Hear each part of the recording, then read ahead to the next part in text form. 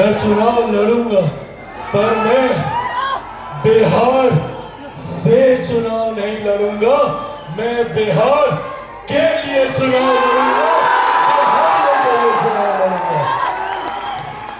और चिराग पासवान 243 सीटों पे हर जगह चिराग पासवान बनकर बिहार फर्स्ट बिहारी फर्स्ट की सोच को मजबूत करने के लिए चुनाव लड़ने का काम करें।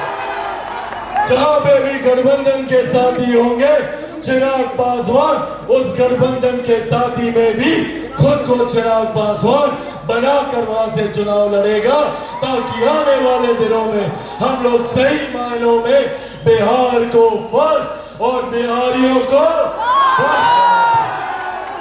साथियों, आज बोला इस बहुजन भीम समाज से यहाँ पे हुए समागम से आप सबको ये विश्वास दिलाना चाहता हूं कि विपक्ष और विपक्ष के नेता और विपक्षी दल कितनी भी ताकत लगा लें, पर वो मुझे मेरे इस लक्ष्य से, मेरे इस संकल्प से तब तक नहीं हटा सकते जब तक चिराग पासवान के साथ आप लोग मजबूती से खड़े दीजिएगा मेरा साथ। बिहार फर्स्ट बिहारी फर्स्ट को घर घर पहुंचाइएगा, पक्का वादा है ये। उसके लिए आप सबको चिराग पासवान बनना होगा। बनेंगे चिराग पासवान, बनेंगे चिराग पासवान। ऐसे नहीं, दोनों हाथ उठाकर बताइए, बनेंगे चिराग पासवान, बनेंगे चिराग पासवान। साथियों, बस अपना साथ दीजिए, आप लोगों के समक्ष रखना चाहता। साथियों, लोकसभा चुनाव के दौरान निरंतरता में ये भ्रम बनाया गया कि अगर तीसरी बार मोदी सरकार आ गई, अगर एक बार फिर देश में एनडीए की सरकार आ गई, तो लोकतंत्र समाप्त कर दिया जाएगा, संविधान की हत्या कर दी जाएगी, आरक्षण समाप्त कर दिया जाएगा। निरंतरता में इस भ्रम को फैलाया जाने का पूरा संविधान को लेकर भ्रमित करने,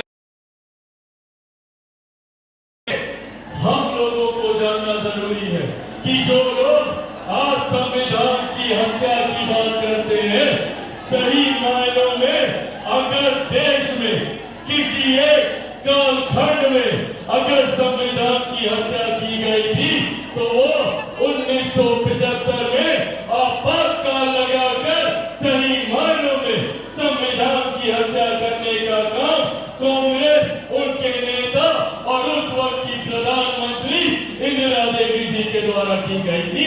उस वक्त सही मायनों में इंदिरा गांधी के द्वारा लोकतंत्र की और संविधान की हत्या की गई।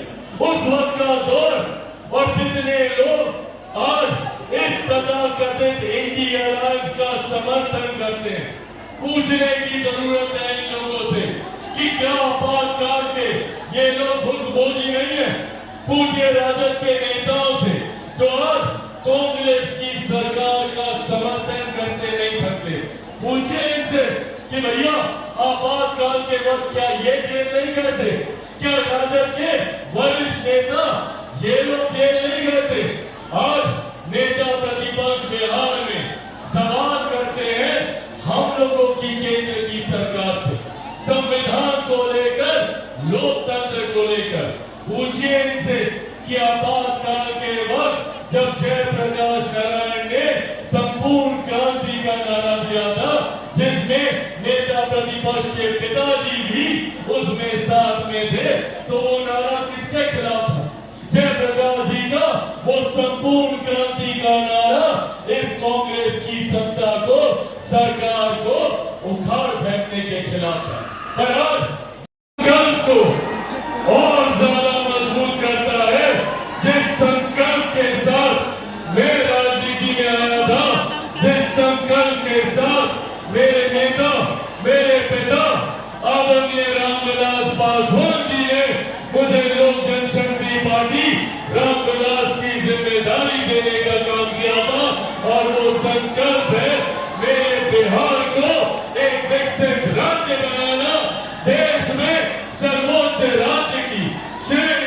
लेके जाना।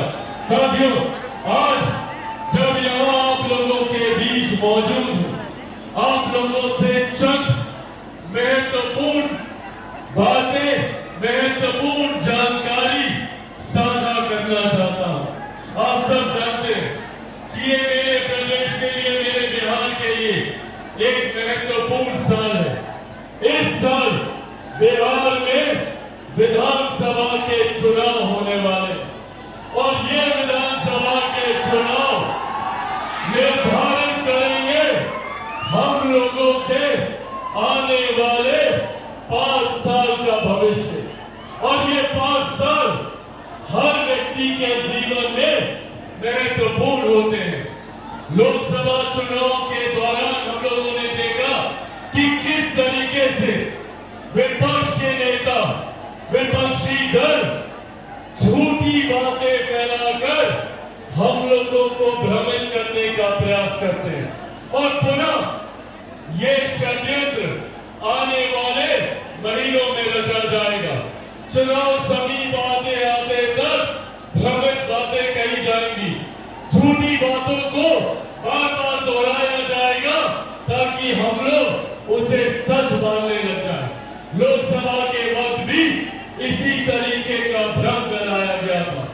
आज जब हम लोग इस बहुजन भीम संगम में हम लोग मौजूद हैं, तो आज मैं मेरे नेता के नेता, जिन्होंने देश का मार्गदर्शन करने का काम किया, जिन्होंने देश को संविधान देकर एक व्यवस्थित व्यवस्था के साथ देश कैसे सुचारू रूप से आगे चले, इसकी व्यवस्था करने का कार्य किया।